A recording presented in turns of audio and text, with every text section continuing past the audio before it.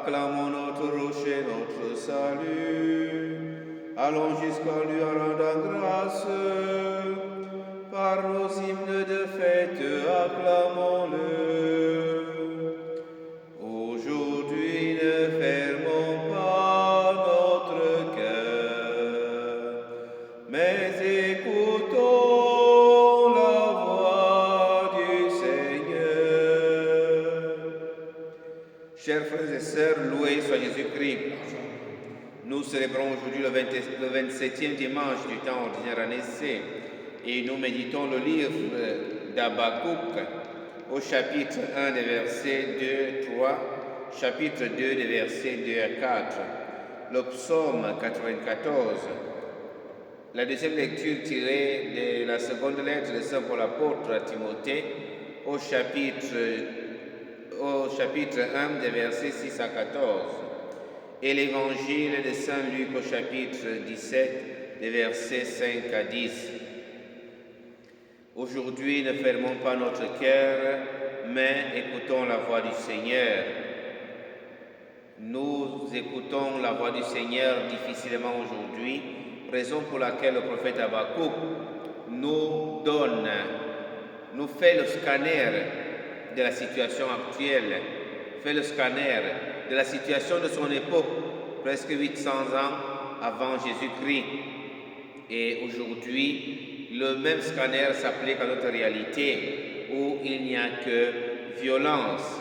Combien de temps, Seigneur, vais-je t'appeler au secours et tu n'entends pas?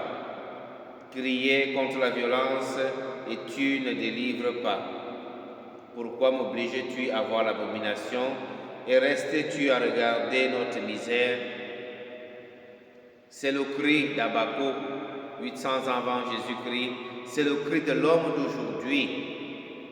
C'est le cri du Camerounais. C'est le cri du Palestinien. C'est le cri du Congolais, la République démocratique. C'est le cri du Somalien. C'est le cri du monde entier où il n'y a que violence, violence, violence. Où il n'y a que terreur, terreur, terreur. Où il n'y a que la peur et les peurs. Où il n'y a que la mort et la mort. Et il semble donc en proie à cette situation désastreuse où l'homme semble ne plus avoir des repères, où l'homme semble ne plus savoir où mettre la tête, où le silence de Dieu semble perdurer. Le Seigneur va dire,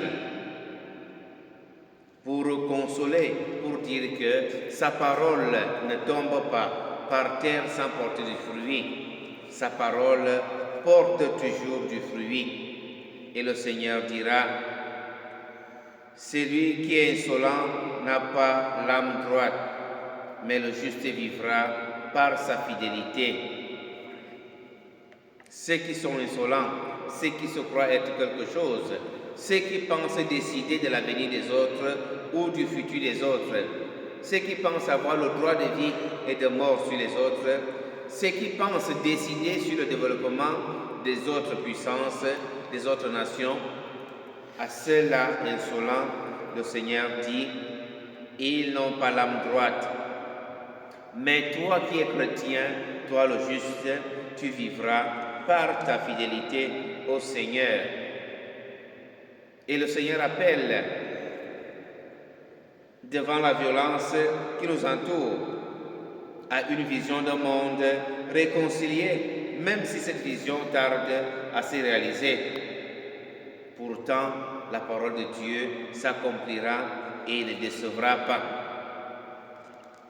Si cela fait donc en sorte que nous devons nous engager aujourd'hui à être des hommes de paix, des hommes de réconciliation, des hommes qui luttent contre la violence, les hommes qui cherchent à libérer leurs frères et sœurs.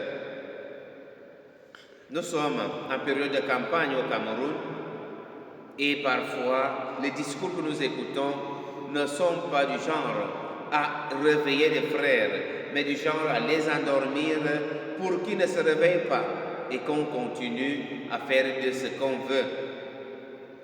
Il faut combattre la pauvreté, il faut combattre la violence, il faut libérer l'homme pour que la volonté du Seigneur s'accomplisse, que l'homme soit libre et qu'il écoute la voix du Seigneur. Aujourd'hui, ne fermons pas notre cœur, mais écoutons la voix du Seigneur qui nous appelle à la paix, qui nous appelle à la réconciliation, qui nous appelle à l'amour. Chacun faisant seulement ce qu'il doit faire, du président de la République au dernier citoyen.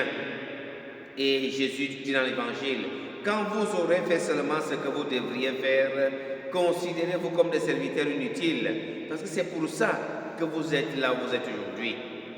Demandons la grâce au Seigneur de nous aider à demeurer là où nous sommes dans notre lieu de service, en donnant le meilleur de nous-mêmes pour le bien de tous. Loué soit Jésus-Christ. À jamais.